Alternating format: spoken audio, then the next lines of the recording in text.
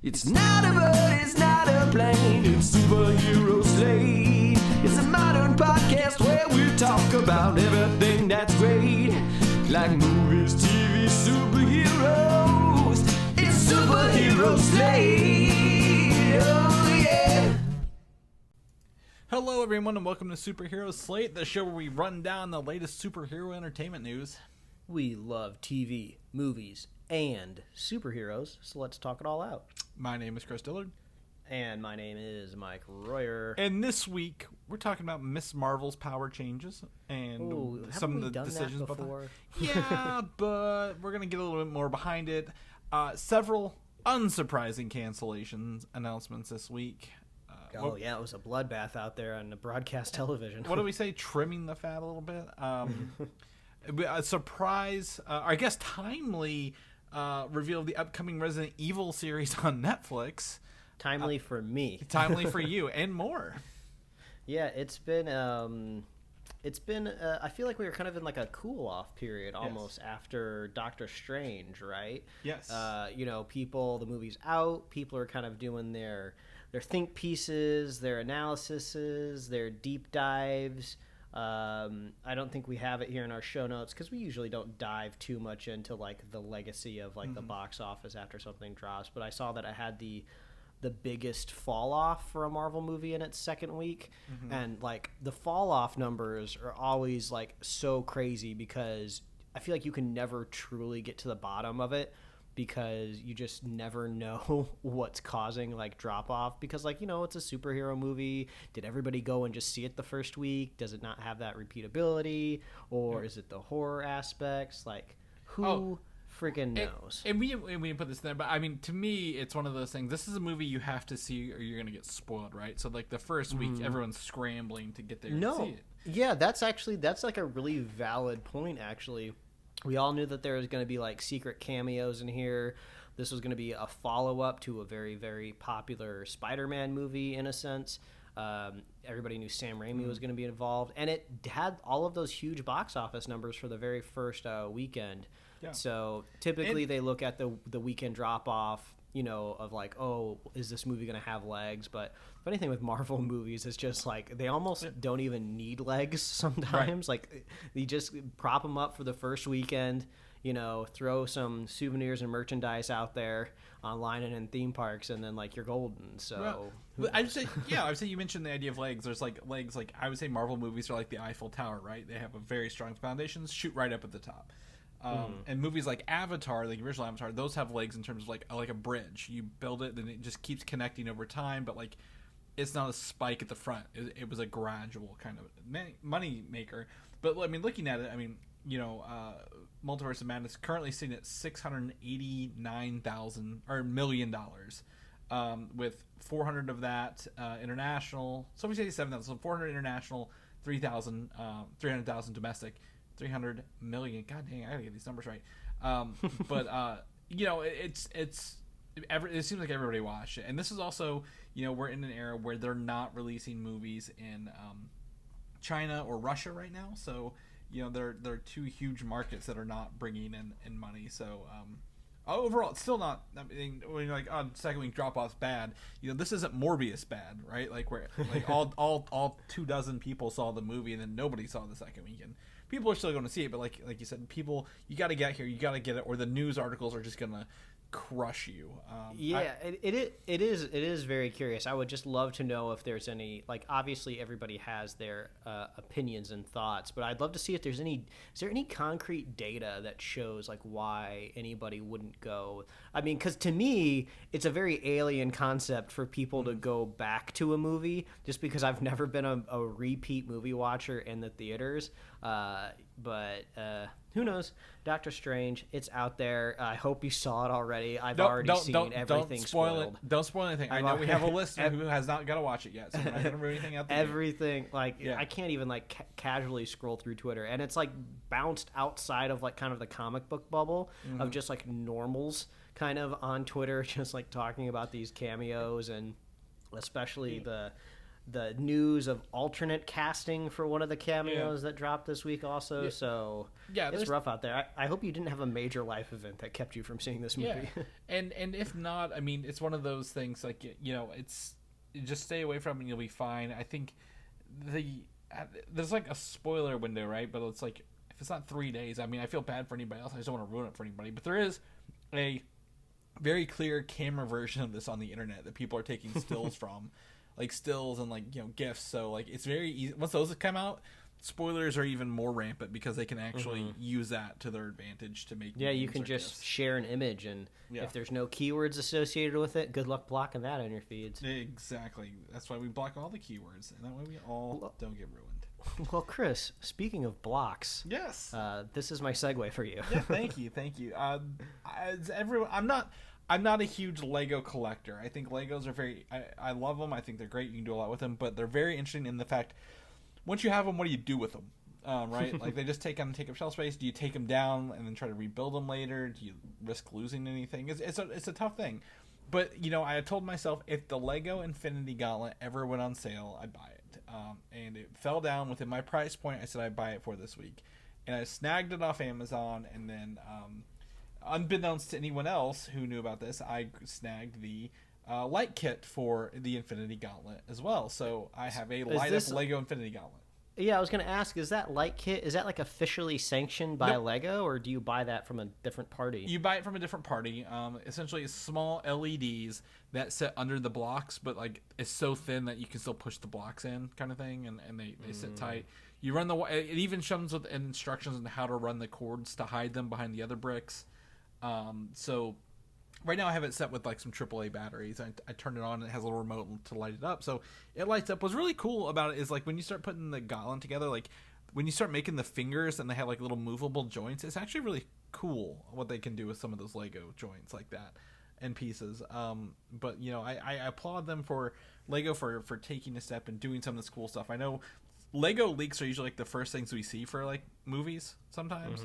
And a lot of those are not true along the way because they're Legos, right? They're imaginary play sets rather than actual things. But Infinity Gauntlet is pretty solid, and then I'm glad to have that one. Like I said, that at the price point it is now. I did see, and my sucker myself, I was walking out of Target and I saw the Seinfeld, Jerry's apartment set. I'm like, oh yeah. I was like, oh, I like this, but where would I put it? So I'm not a Marie Kondo person. I'm like, does this spark joy? Yes, it sparks joy. However, do I have shelf space for it? I don't think so. You got to go look at a new shelf, and like this shelf will spark joy. Yeah, will more areas to put stuff spark joy, but no, sadly not at this time. The other things I've done this week are literally just hang out outside because I'm trying to, with our new house that we have this year, trying to enjoy the outside a little more. I told myself I'd get a little color more than just pale out of the winter, and also because I had to shovel almost 16 yards of mulch this weekend. So I've been out acclimating to the humidity, so I'm not gonna watch or do anything, which is kind of a bummer. But at the same time, it's been nice to enjoy the outside. I did make a really bad joke yesterday when I was doing it though. Ooh, I'd love to hear it. I will share it with you. Some lady was walking by, and there's always older people walking by when you're out working on the yard, right? In a neighborhood, and they were like, "Well, how much mulch is that? How many yards of mulch is that?" I said, "Well, from what I can tell, it's only for 1 yard right now."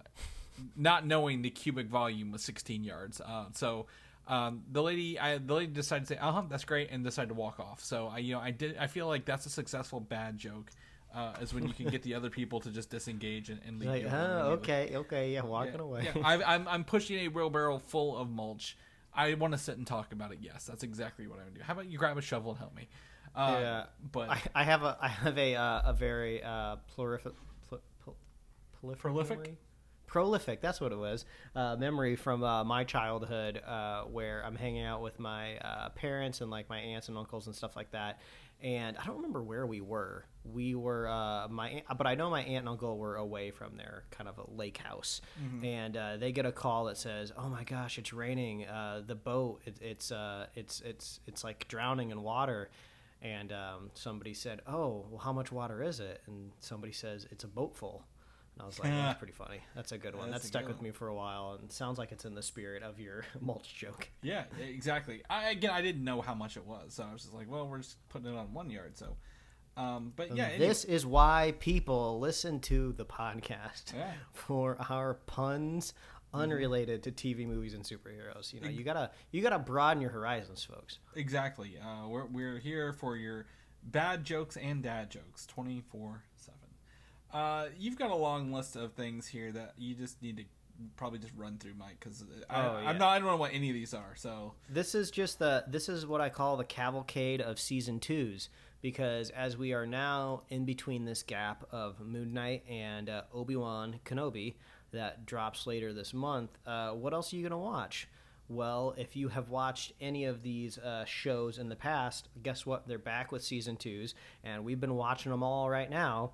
And that's Hacks Season 2, Russian Doll Season 2, Girls 5 Eva Season 2, Barry Season 2, and The Flight Attendant Season 2 are all in some combination, either have aired or are airing right now. They are somewhat recent, so I would just go check any of those shows out, even if you haven't watched them yet, because after you finish the first season, there's a second season up, and who knows if you'll ever get a second season of a show on a streaming service. So I can guarantee all of these shows have second seasons. I feel at least Russian Doll's Netflix, right? Are any of these others Netflix? Girls 5 Eva is Paramount. Plus, no, not Paramount, Peacock. Okay. Sorry. And all of the other ones are HBO Max. Perfect. Actually. So this will be the last season of Russian Doll, because they never do more than 2 seasons at Netflix.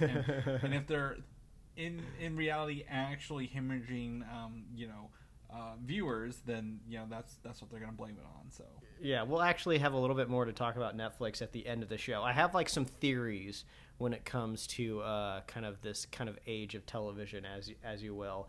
But also, we checked out this pretty bad Netflix movie, not surprising to say that phrase, starring Rebel Wilson, called Senior Year. And it dropped on Netflix this weekend. I didn't really know anything about it, but I wanted to watch it because there's this actress in it who I can't think of her name off the top of my head, but she was a really funny part in a Hulu Christmas movie that I watched the other year, and she really didn't have a very funny part in it, so I was like, why did I watch this movie? So this is just a second PSA of just you can skip Senior Year.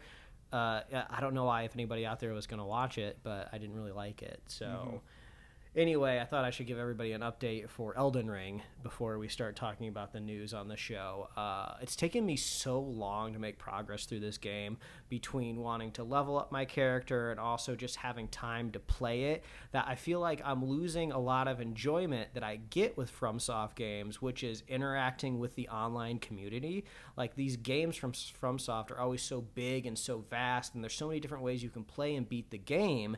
I was like, I'm missing out on all of this fun of just watching YouTube videos of people doing different runs, because I'm so scared of spoilers. So I just kind of threw my hands up in the air after dying to this giant fire giant 1,000 times in a row, and I was just screw this. I've never really been that invested in the story of any FromSoft game to begin with, so I just threw my hands up in the air and I just jumped and I devoured everything that I could find online. So I know exactly how the game ends. I know all the bosses I still have to beat left in front of me, but I just liked that I could see all of these fun ways that you can beat the game, and it's an enlightening way to show how bad I am at the game, because I watched a guy do a whole run where he is not allowed to run, and he's only allowed to walk, and he can't even dodge, so he weighed himself down with all the heaviest armor he can. I watched a run where somebody beats the game with purely just the crafting consumable items,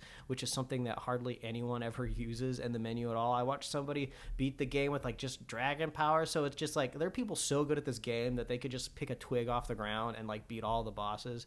So it's highlighted how bad I am at the game, but I'm also still having fun in the world. So I just wanted to enlighten people that there is another side of video games that I feel sometimes goes unappreciated, is just kind of the community engagement part of it, because I feel I got so much fun just out of seeing how everybody else is just engaging with the game, and I walled myself off too much to protect myself from spoilers. So, if we're talking at the top of the show about spoilers with Doctor Strange, it's just a totally different scenario when you're talking about video games, right? So we'll see if I ever end up beating the game. But I'm having more fun now because I like the sorcery build that I have, so I looked up tricks for how to build a better sorcery build, and I realized I was doing this all wrong anyway to begin with. So don't listen to your mean friends that tell you just to get good. Just go on the internet and look for somebody to tell you how to play the game. Yeah, there's always stuff out, and Elden Ring's such a cultural phenomenon as well, right? So I mean, everyone's got their 2 cents out there. I think the last thing I heard about Elden Ring was like an Elon Musk has like a build or something he plays or something. Oh my god! I was like, okay. Well, the last thing I heard that Elden Ring was currently outselling like the latest Call of Duty release, which I was like, damn, that's pretty good for like this.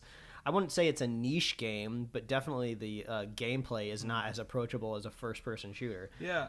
Well, I think it's also great because like it's refreshing. Like Call of Duty just churns and burns every year, right? Like we had Call of Duty, we had Halo, we had Battlefield last year. If you like shooters, great year for you. But by God, I can see how people are burning out by the time a different gameplay style came out there. So 100%. I own Elden Ring, still haven't played it.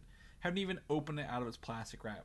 Like that's where I'm at. And nothing against it. Just you gotta Elden Ring's a huge game, right? Like you said, you've taken how many months to get as far as you have. So God, yeah. It's just kind of daunting for me to start something new when I'm like, I need to finish some other stuff first before I do that. So let's jump into the news here. Let's get underway. First and foremost, She-Hulk. Marvel site, I think it was, or Disney Plus, one of the two, shows that the release date for this, it kind of leaked, was as shooting for August 17th, which is a lot sooner than I anticipated for this year. I say that out loud, but only because we have June is Miss Marvel, July is Thor, and then August would be She-Hulk, and then nothing again until November at this rate. So I'm trying to think of the more expansive calendar in my head, because if Obi-Wan probably runs 6 weeks. Yeah, possibly. It's 6 weeks. Yeah, so that gets us into June, and you said Miss Marvel is picking up right after that? Nope, it's actually, they'll overlap. Okay, so... Because Star Wars is doing Fridays, but Obi-Wan is doing 2 episodes, so they might not overlap, I guess. Gotcha. So, yeah, it looks like we're going from, at least for the purposes of this show, we'll be going from Obi-Wan right into Marvel, and then maybe a couple weeks gap before we get She-Hulk? Yeah, well, obviously, I mean... Miss Marvel will be probably wrapping up around Thor, so we'll actually have most of July and August blank that I know of. Gotcha. I don't know of anything else coming out, or nothing has been announced. If She-Hulk is even August 17th, I hope it is. Looking forward to it. But it's also a 9-episode, 10-episode series because it's the half-hour comedy special style. So yeah, it could be that. I think this leaves opportunity for them to release something else at the end of the year before Black Panther, but I don't even know what they would release. Maybe surprise us with something Star Wars related, right? All we know is they have so much in development on the side of Star Wars. It's Andor, isn't it? It's Andor. Oh, yeah. Yeah, it's always Andor, isn't it? I forgot about that. I was like, what are they filming in Star Wars? Mandalorian's usually October. So what is it's Andor, so yeah. But the UK site for this has also revealed that this new comedy series sees Bruce Banner help his cousin Jennifer Walters when she needs an emergency blood transfusion, and guess what? She receives his power too. So literally no new surprises. Sounds like it's going to be what we expected. However, I would love to see it. I mean, we are in a world where the biggest watch live stream right now is actually a trial for 2 celebrities feuding at each other. So I feel like, and most of the things I see on are just comedy takes on it, right? Like nothing serious. So I think this is the perfect climate for a trial-based TV show. Yeah, and it'll be interesting too to see how they tackle just a superpowered person in a normal human environment, right? Yeah. Because even when we've had superpowered people dealing with kind of like a human level group, it's usually been like S.H.I.E.L.D. or some sort of government organization that kind of understands the stakes of what's going on here, right? But this is going to be a giant green woman in a courtroom, surrounded by the public. So they're going to have to broach like this topic of like, oh, what's it like being a normal person in this world now that superheroes exist in it a little bit more. So that could be fun. And we also know that the Abomination, I forget the actor's name who played him, will be coming back to play that character. So like she'll also be dealing with superpowered clients. Yeah, I'm interested. There's a lot of questions about this. I'm pretty stoked. Nothing too questionable here, but hopefully August is the right date. And we'll talk about some other Star Wars show that's filming here in a little bit, Mike.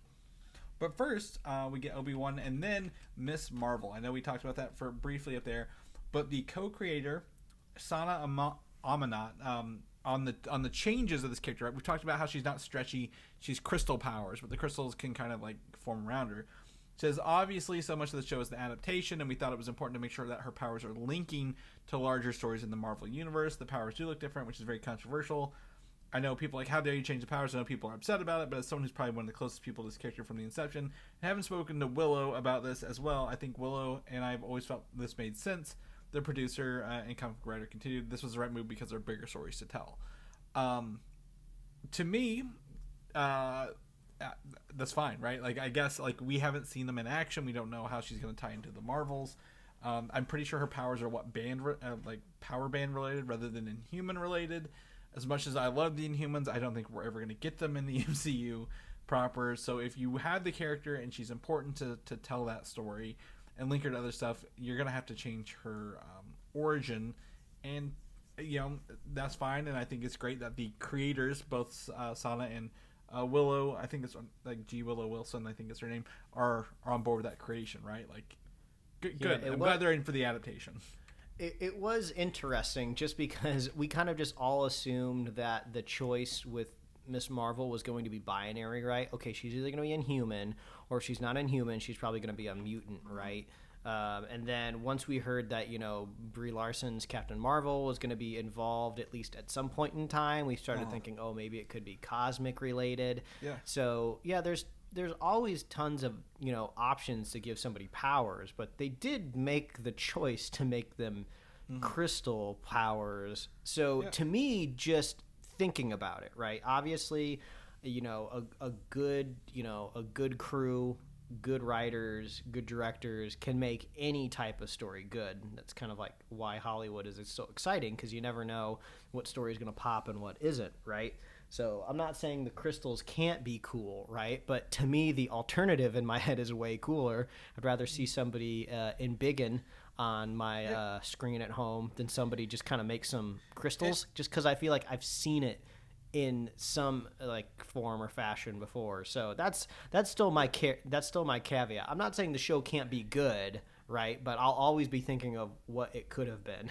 I'm gonna, again, as the Inhuman person here, I'm gonna lean against it because we don't have her origin story exactly. We're gonna have to give her, you know, again, obviously cosmic bracelets of some kind that tie her to this larger cosmic abilities. I think this is fine, and I think we will see the Embig, and I think we will see her change shape.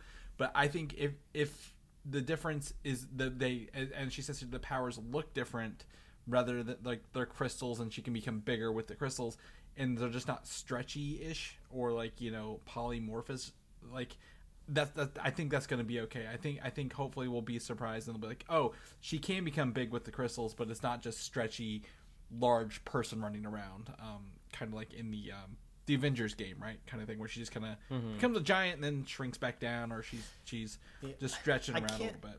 I mean, I can't quite put my finger on it, right? And I've always been very optimistic for these Marvel shows coming out, even though some of them have disappointed me. So I don't know if this is just me coming off of Moon Knight, just not really digging the vibe of that show, but like, I feel like the trailers, at least I've seen for Miss Marvel, have not really gotten me hyped really in any way. So, you know, obviously you can only get so much across in a TV show trailer, because usually it's only the first episode, like we've said before. So I'm just crossing my fingers. I'm looking for something I can really dig my teeth into. I also think they're being reserved with maybe what they're showing us a little bit, right? Like, I feel like we've seen her powers, 3 times maybe? Like once where she punched somebody, and then that swing, like with her huge hands where she's doing the classic Smash looking jump.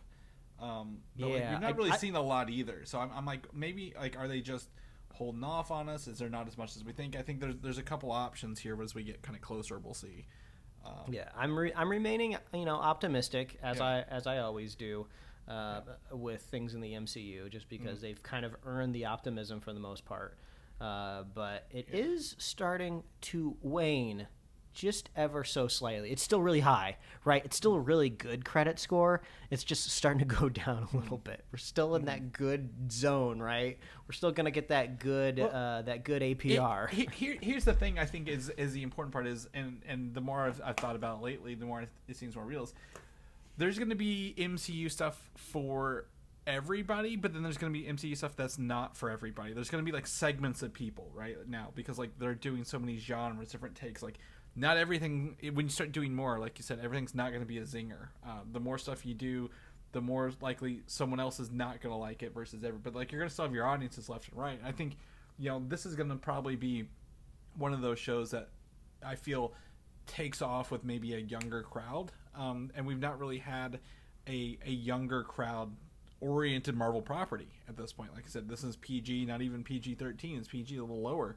So this is something that even schools can show perfectly fine, which in theory elementary schools could not do that if they were following the rating system. So I feel like this is going to probably take off a little bit here later. But we're going to be getting a lot more content as they kind of move through these Disney Plus shows. And like you said, or like we said, several probably months ago now at this point, Marvel doesn't have that dry erase board we thought they did, right? They're just listening and reacting to what's going on in the moment. So hopefully they take some feedback from everybody and roll with that as they kind of move through it. So this Marvel, I assume promotions are probably going to kick up. What do you think here in like a couple weeks, like 1 month till, which I think we're like 1 month till. So we'll take a look at that.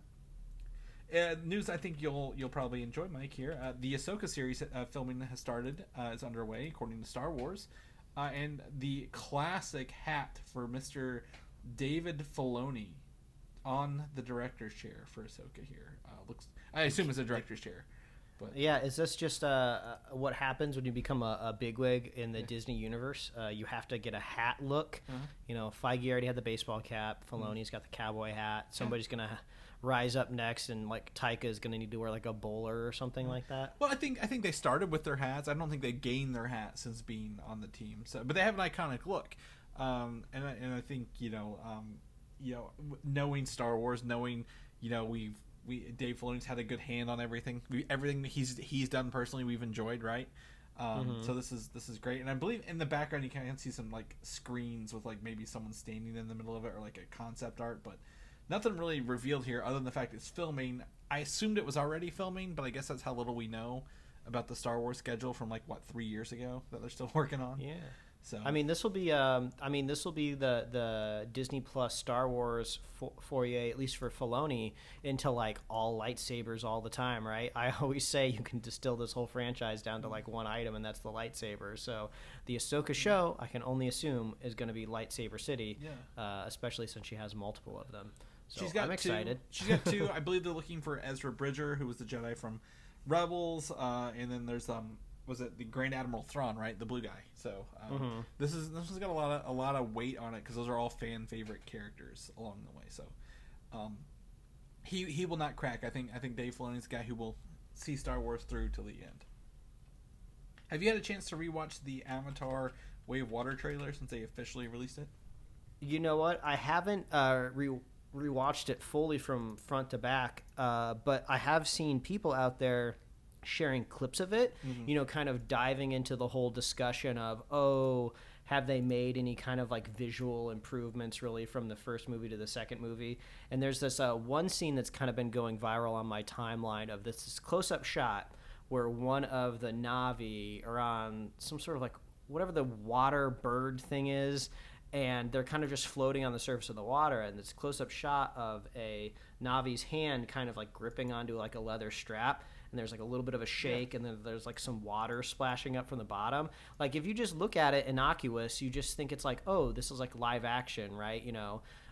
Everything going on here, like maybe they just replaced the hand with blue and Compton some wings or something like that. Like no, it's all 100% made in the camera. It's like all a simulation, and then you mean made in the computer, not the camera? Yeah, exactly. Yeah. And then in the comments, somebody said like, "Oh, I think it's Weta Digital that's doing the special effects. If not, whatever special effects warehouse like filed for like a specific patent a few years ago of just how to do those like little water ripples. So it's just like, yeah, like if you really dive into the nitty gritty, like they are doing some next level stuff just within this trailer. Yeah. I mean, like I said, there's very like ambient music, right, playing throughout this. Like there's no score. Very ambient. I think some of the underwater stuff looks a little goofy still to me. I mean, but again, like, you know, we've talked about that being kind of part of it, but like, you know, that's like completely all CG a little bit floating around. I do enjoy the human / Navi scenes where it like shows them working together. Gives me some like, yeah, honestly, it looks kind of like there was that game called Halo Wars. I don't know if you ever played it or heard of it. That's their RTS, right? Yeah, RTS. It looks like the RTS stuff, like they're building stuff, they're working together. Yeah, I sent you a link, like you usually do on this show for me, of this kind of this GIF of the moment. It's fascinating. I keep watching it like over and over again, and I can't believe it's just all just made in a computer. We have linked the official trailer, but there's a 4K version of this somewhere out there. Somebody has. I watched earlier. So if you're looking to watch it in the full 4K, check that out as well. But we link to the official stuff as much as we can. Yeah, and just stay tuned. We will do our Avatar 1 spoiler cast before this drops, like we've promised for years and years now. It'll probably be the theater when we go to the theater version when they re-release it. That'd be a nice one. Oh, maybe. Yeah, I think it'll be fun. I have not seen the movie since it was in theaters originally, so it'll be like seeing it with fresh eyes. You think it'll have a bad second weekend drop off? I don't know. I mean, the first one defied drop-offs and only gained speed, but we all know that probably was from the 3D. Yeah. That I think there maybe I might have had a staggered global release date as well. So yeah, either way, Avatar Wave Water trailer is now online. You do not have to go see Doctor Strange to watch it. So check it out. In very interesting articles I've seen this week, Mike, I don't know how to take this, but apparently some of the theatrical screenings for Morbius, people are still watching this, are removing the Spider-Man reference from one of the end credit scenes. Okay, so since this movie is out and nobody should care about spoilers for Morbius at this point in time, can you refresh my memory? I don't even remember. This is I actually rewatched it today. So this is where Michael Keaton supposedly is in the vulture suit, flies across the plains, right, to meet Michael Morbius out there. And you never see Michael Keaton, you just hear a voice that sounds similar to Michael Keaton. Now, I will tell you that the digital versions of this movie are online. So I snagged a copy, and it still has it. So I cannot verify the actual truth of this. But what is the Spider-Man reference? Literally, he says, "I don't know how I got to this universe. It probably has something to do with Spider-Man, but I think we should team up." So they remove that line. Supposedly, yeah. Supposedly, the theatrical ones are removing that to distance this film from the Spider-Man universe. So. Oh boy. Yeah, so honestly, if that is true, and that when it comes out on physical and for access to everyone, that's true. They're doing everyone a favor by cutting that line, right? Like that's what we want. The only thing that helps right now for me thinking about this is like Sony knows what they're doing. I just have to assume that they're like, we know we're not making good stuff. We're just trying to get this stuff out as fast as possible so we can line our pockets. We are just trying to get we're producers either trying to get promotions, trying to get our cut of the box office.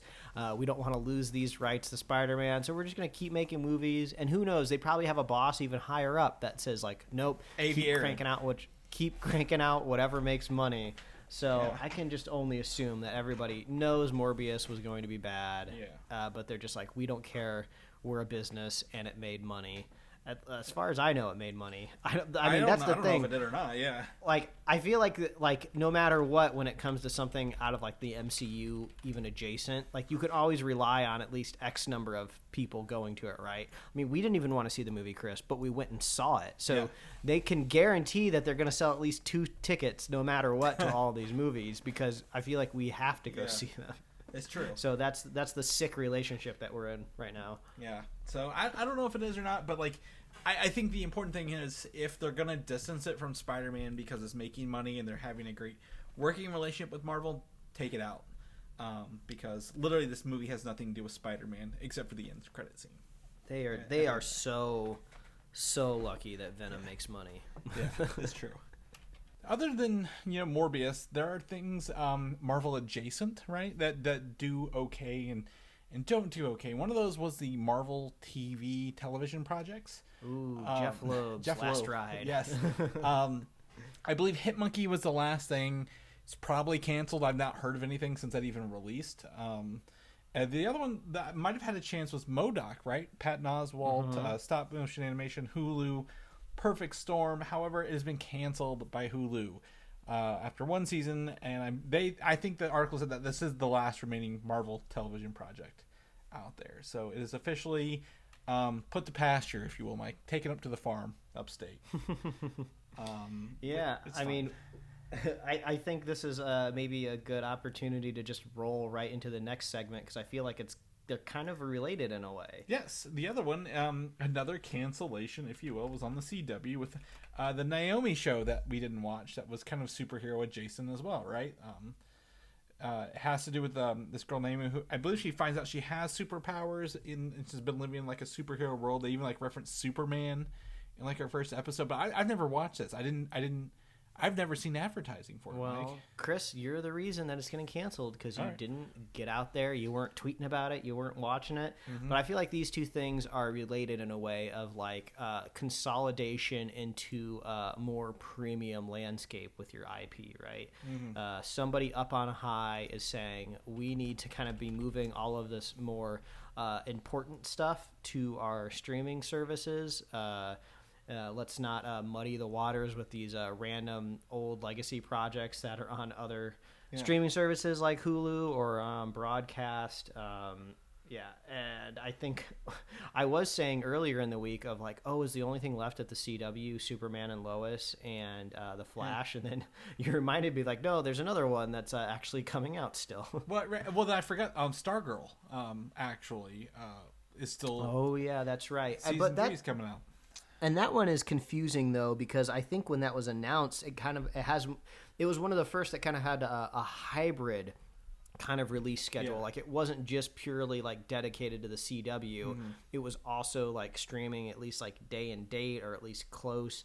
I don't even know. That's the problem. Nobody knows anymore. Like when you think about like Disney Plus and these Marvel or like Star Wars like shows, you like associate them 100% with like an event that drops on the calendar for a streaming services. These other ones, you just have no clue. Yeah, exactly. I mean, actually forgot. We forgot about Stargirl. So I mean that if that tells you anything, and then Gotham Knights, we'll talk about that here in a second. Is in work. So I mean, some of these shows have survived the transition from streaming or on air to digital streaming, right? Some even transition streaming services from like, remember the DC app, right? With Titans and Doom Patrol. What am I thinking of? Pennyworth moved from Epix to HBO Max. So like there's some that are surviving, but I think these are probably the last remaining shows that can probably sell ad spots. And people aren't really buying ad spots for Naomi or any other of these shows. That are on it CW. really feels like to me that the CW is going to be pivoting here, even though I know we're about to talk about Gotham Knights that's coming to the CW. It seems like they are paring down on the superhero Arrowverse, if you will, which it's fine. It's about time. I think that the Flash has overstayed its welcome, unfortunately, even though it started out really solid and really fun. I've heard Superman and Lois is good, but if you're looking at the half-life of any CW superhero show, it's only got another season or two in it before it kind of starts to go down the drain. I feel like that show could transition pretty easily to HBO Max and still be successful as well. Yeah, maybe. There's a possibility. Because it's fresh, because if you put Flash on there, like how much more of the Flash can you get? Like he has outrun everybody he could outrun at this point without. Yeah, exactly. There's only so many colored variations of a speedster that you could put on the show any longer. But I wouldn't be surprised if CW doesn't just kind of shift tonally in general. Let's it seems like they're going to start maybe capitalizing on that free form audience, right?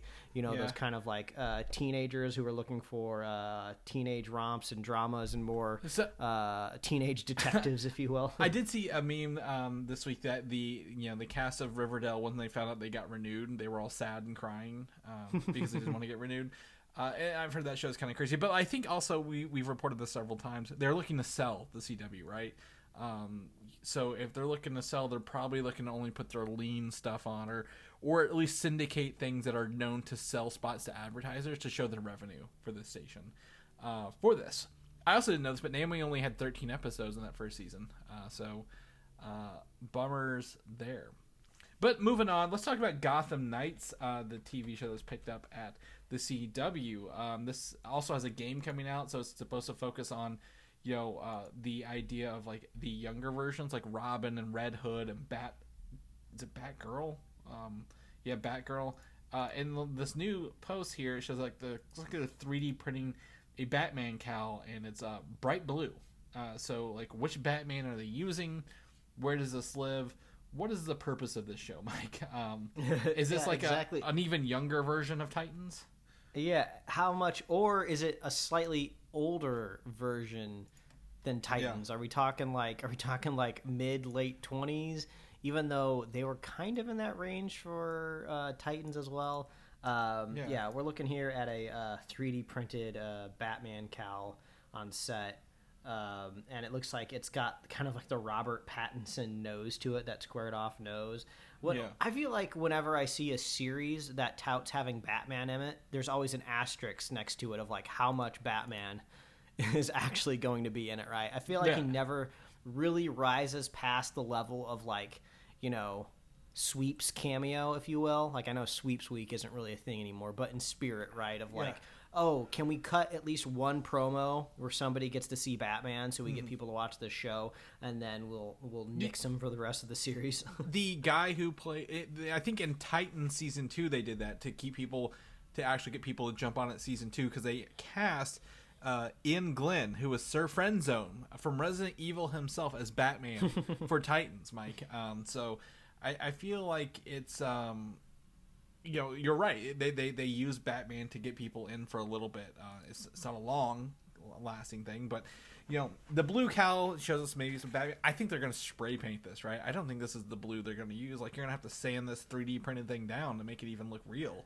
And I feel like I get a lot of 3D printing recommendations in my TikTok, and these 3D prints always get doused in acetone, so they get smoothed out, and then they get painted. Really, it feels like your base plastic color can be just about anything.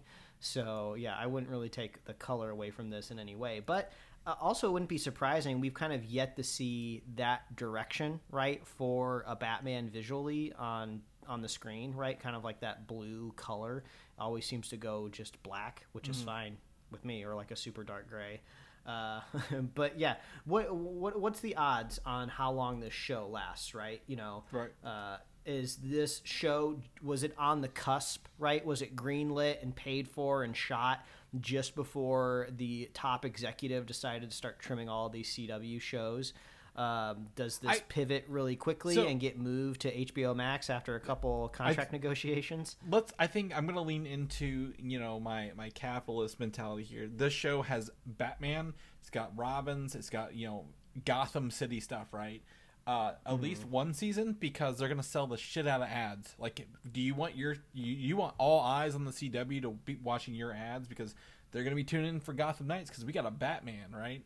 So I feel like at least one season here. Now, beyond that, I don't have much faith.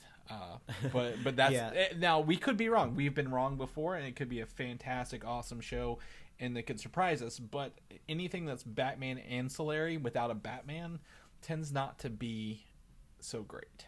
Yeah, I'm going to be incredibly pessimistic and say the show gets canceled as soon as legally possible from the network side of things. You brought up a great point. What is the difference between this show and Titans? I know narratively different characters and everything like that, but it just seems like they're pitching the exact same story of what if, all of the superheroes you loved, but it's the kid versions of them, or like the kid counterparts in some way. And I've heard Titans is good. I've heard people have a lot of fun watching it. So like, it sounds like Titans is effective. So what is Gotham Knights going to do that Titans isn't doing, right? Yeah. You know, unless there's like a Green Lantern cameo, and that dovetails into the HBO Max series. Like, I don't know exactly what this show is existing for. Yeah, who's the audience? Why is it here? And you know, is it just a cheaper Titans because they can make it on the CW? I have no idea. I don't even know what the Gotham Knights are, and I have been following the upcoming game with the same name for a long time. So, very, very curious property here that has, like, I don't know. And it must be really tough too if you're like a fan of these sets of characters, or you know, just this this grouping in general, or just the idea of like, I feel so bad for you, right? Because like, how do you feel secure in watching the show, right? Are you going to invest time in your very busy schedule to watch this, knowing that it's probably not going anywhere? Now, there is a chance this show could get a second season, right? I'm not saying it's not possible. You know what? Maybe even a third. If I'm being super generous, like maybe do you think there's nothing else for them on the CW, it gets a third season. But what are the odds that it gets a satisfying conclusion in any way? That's the thing. I could see if they did 13 episode seasons, multiples. Not the full 26, right? Not the full 20, 22 or whatever. I don't think that exists really anymore. Yeah, so I don't know. I just don't know. I'm gonna switch gears here because I can talk about this a little bit. I think that the thing with Gotham Knights I find more interesting is the upcoming video game, because it looks to have the Arkham system. It's multiplayer. However, Mike, for people as yourself, bad news. They're only putting it on the PS5 and Xbox Series now. They are no longer supporting the Xbox One or PS4. Can't even get a PS5. Yeah, so it's interesting. I've been able to. I was reading articles about chip production, and Microsoft paid for all their products they do, their laptops, and Xbox is like a bunch more money for priority chip production, which is why they've been more readily accessible in like Costco's or like bigger box stores. But I've yet to see a PlayStation out in that wild. I always swing through the game, section whenever I go to a store, but I've not seen one myself.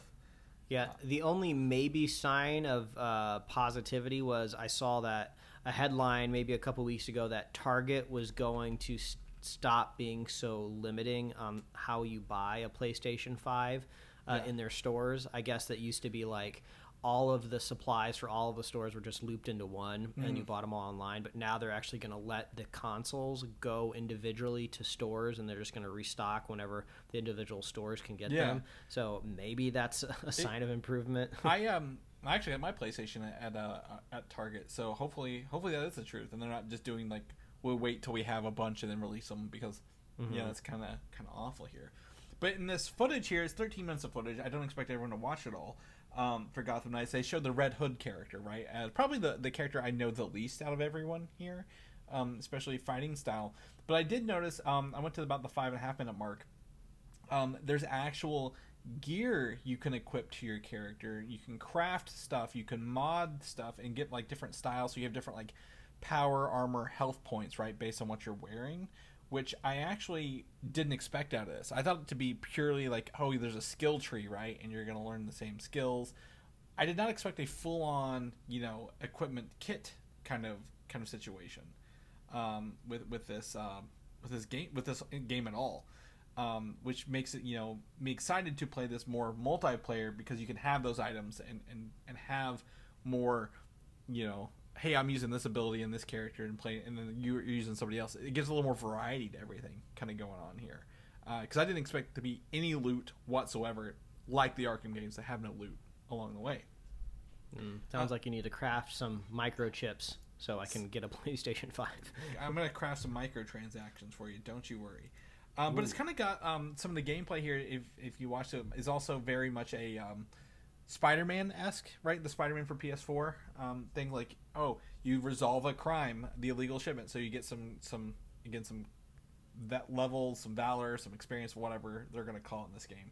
So, hopefully the multiplayer is great. Hopefully people can get the new consoles and play, because I mean, I think this would be a really fun game to play with your friends, and I think I'd probably snag this one to play with some people. If you could do like, I don't know if it can do 4-player. I've actually not looked into it that far, but I think it'd be really fun to play 4-player in like quote unquote Gotham, right? Kind of like the Spider-Man game is. So we'll report more on this. It's coming out October 25th of this year, so there's a little bit of time left to see if we can get you one, Mike. We'll petition for PlayStations for you. The Boys released a new poster this week with the promise of a trailer on Monday. So while we can't tell you about the trailer today, this poster is highlighting the superhero team called Payback. And what's interesting about this team here is it an old team? Is it a new team? This poster is a very, very classic movie poster, right? From like the 70s or something like that. Yeah, it has a very vintage feel to it. Couple things here. We have Jensen Ackles, the Patriot, I believe is his name, the Captain America version of the Boys. Behind him is a chick in red who I know is in the new season. Then we see Black Noir to his left. So I don't know who these other characters are, what's going on here. It looks like there might be a Wonder Twin kind of parody. Oh in the yeah, back. that's the thing I'm looking at right now. I mean, like, we talked about the brief possibility of the Wonder Twins like reaching our screens, then that ended up getting canceled. But I would love to see the Boys take on, like, I doubt that they transform into like animal and like water, because it would be too on the nose. But at least one of those twins is transforming into something incredibly useless. Completely not useless. And then there's like a little wasp / Ant-Man on this one even. I can't figure out who the person on the left is, but I assume it's like a Vision style ripoff. Yeah, because my brain just goes to like the worst case scenario in a way of like, okay, if somebody grows tiny, what do you do that with the Boys? Is it like a weird sex thing? Is somebody like, are they gonna do the thing that they all wanted Paul Rudd to do to Thanos? Oh yeah, you know, right? What's going on there? Oh, I 100% agree with that. And that's just some random dude in a suit here, so looking creepy AF. So I'm excited for the Boys. You know, I was talking with someone the other day. We have the Umbrella Academy in June, right? The Boys, I believe, early July. Consistent superhero shows on these streaming services that, you know, kind of aren't your traditional superhero stuff. So very excited for this. We'll have the trailer. We'll talk about it in all its probably R-rated glory next week. And they'll probably put that scene in there with the insect guy, Mike, with the you know, Thanos thing. So oh wow. Zack Snyder's Justice League won the Oscar fan favorite poll that they put on Twitter for the Oscars, right? Oh boy. Apparently, according to, I believe, Deadline, thousands of Twitter bots were rigged the voting system for this film to win. Chris, I'm shocked. Yeah. I never would have thought. They've been out doing the research since then. You know, this is probably one of the stupidest ways to quote unquote win an Oscar award.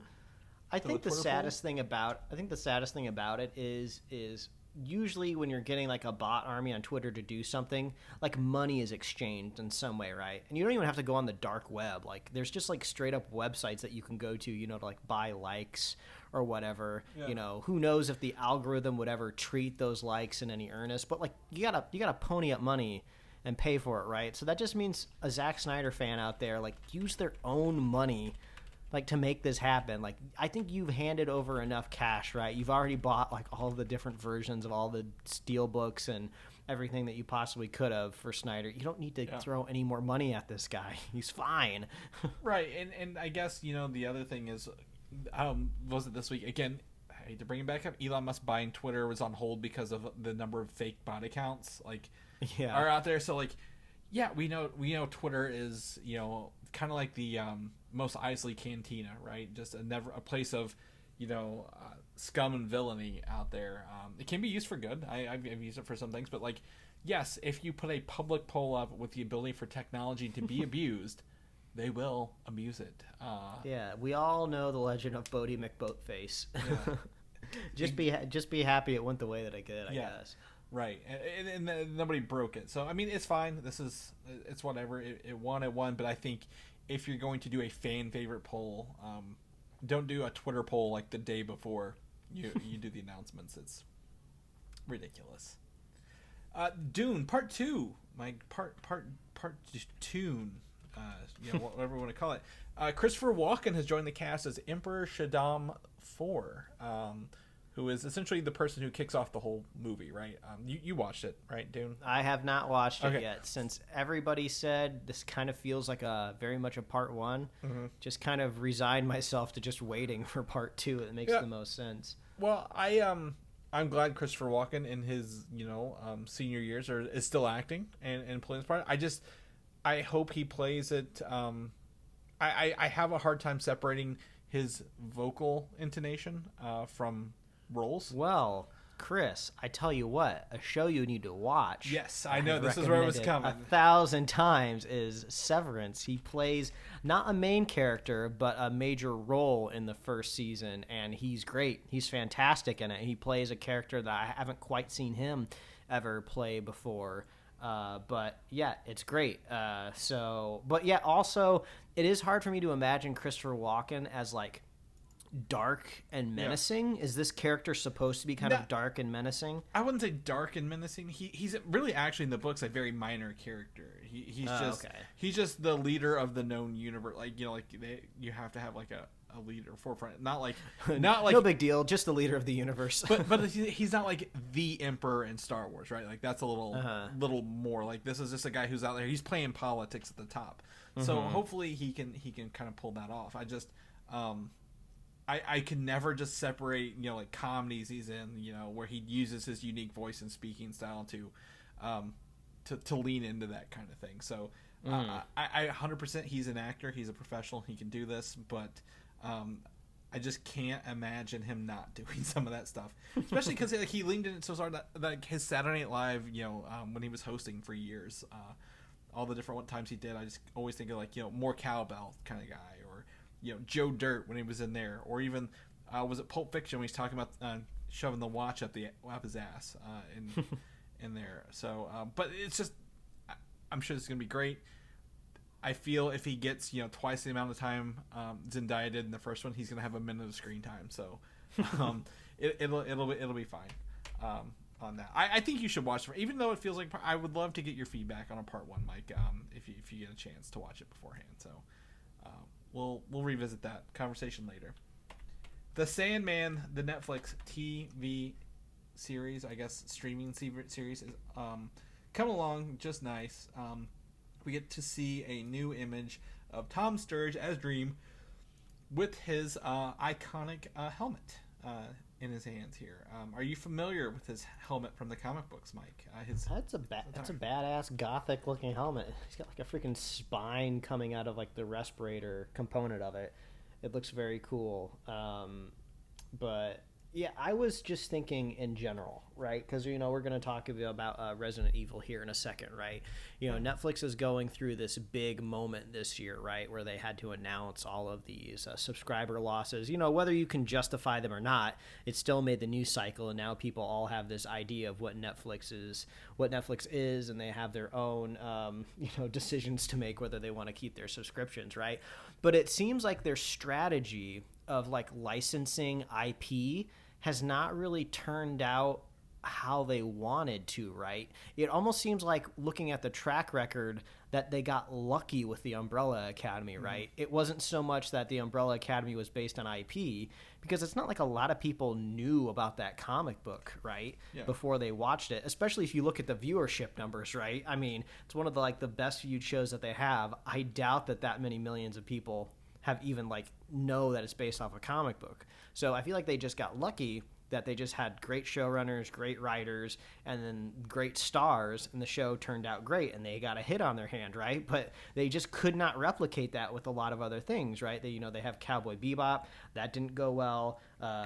I said Lock and Key was the one I think that kind of sits in the middle, right? Like, it had nobody. Seasons, but I liked the first season. I haven't got around to watching the second one, but I don't really ever hear anybody talking about it. Yeah. And I only bring that up as I know Netflix make a lot of their decisions based off a lot of the energy that they see out there in the world and on social media. So, and then they also have the adaptation for One Piece coming up as well. Yeah. So I know all of these are very expensive acquisitions adaptations, and on top of that, expensive shows to make.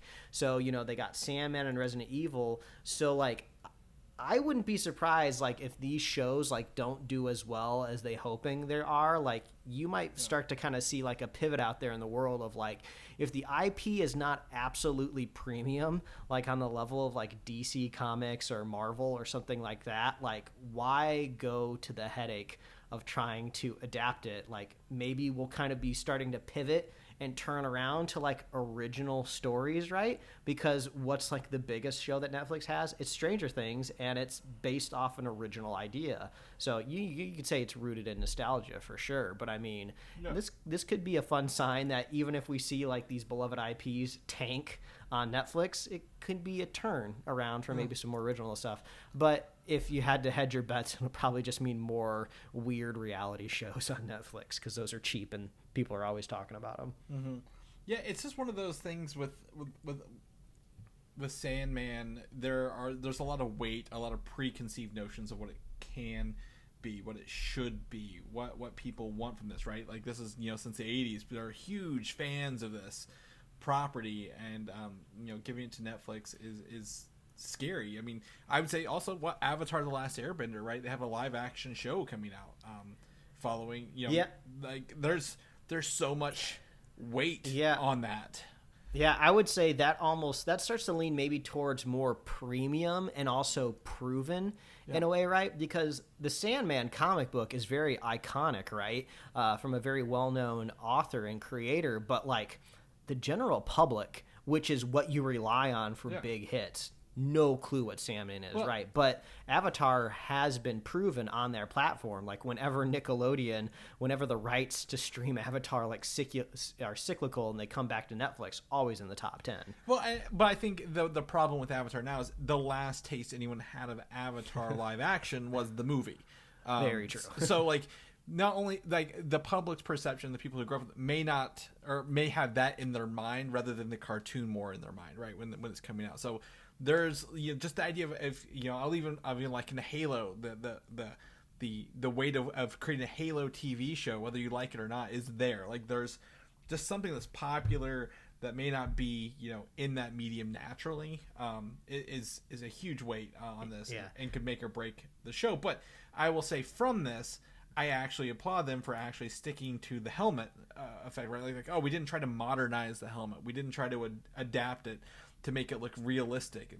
That is exactly what it looks like in the comic books when you look it up, and that's I think that's a huge plus. Doesn't make it a good show, but at least authenticity is important to the people making the series at the end of the day.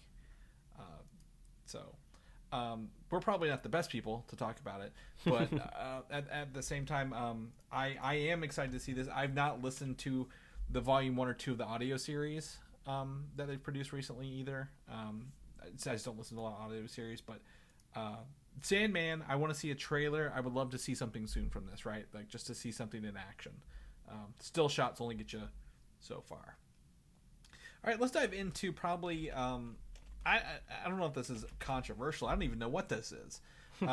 This is Mike's next has-to-watch show, whether he likes it or not, because he's set himself up for this.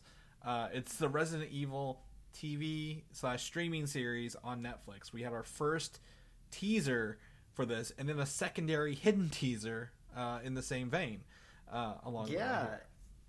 It's strange watching this, right? Because I never got around to watching that other Resident Evil attempted reboot live action that came to theaters, like, briefly during the pandemic. That's supposed to be more rooted in the origins of the series. I think it's, like, Raccoon City based. So I didn't get around to watching that, but it seems like they are blowing right past it, and this Netflix series is keyed up to... I actually think it's a very interesting take. It's following Wesker and his family, not so much of all of these kind of, like, classic characters that we know that work on... Is it Stars? Is that the name? Stars is the police version, but then there's the Umbrella is the company. Yeah, exactly. So, if you watch the teaser and you watch kind of like this hidden trailer or whatever, I think the takeaway I got from it is it seems a little quirky in a way. Like, it does kind of seem dark and zombie-esque, but it doesn't seem so straightforward, which gets me a little excited. There's like this weird, like, holographic, like, bear spokesman, and like now the T virus, it looks like it's proposed to be like a anti-anxiety medication, but then it actually is going to turn people into like real zombies. I don't know. It just seems like there's a little bit of an X factor here that most of these kind of IP adaptations that we've talked about in the past like don't have. So I'm hoping that this ends up being something fun and exciting. In the second hidden teaser, I don't know why it's hidden or where it was, but there's a lot more creatures that are featured. Yeah. There's like a giant spider. There's more like kind of like those weird. There's like obviously the zombie dogs. Those have to be in everything Resident Evil. Yeah, I told you. Yep. Yeah, there's like a big teeth monster type of character that looks similar to kind of like the main villain at the end of the first Resident Evil movie, and a big worm thing that I don't really know exactly what that's from.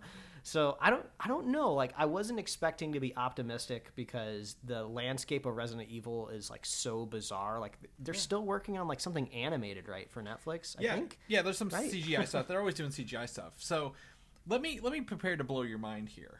Oh, do it. According to the showrunner, Andrew Dabb, if you know the games, everything in the games exists in this world of Resident Evil.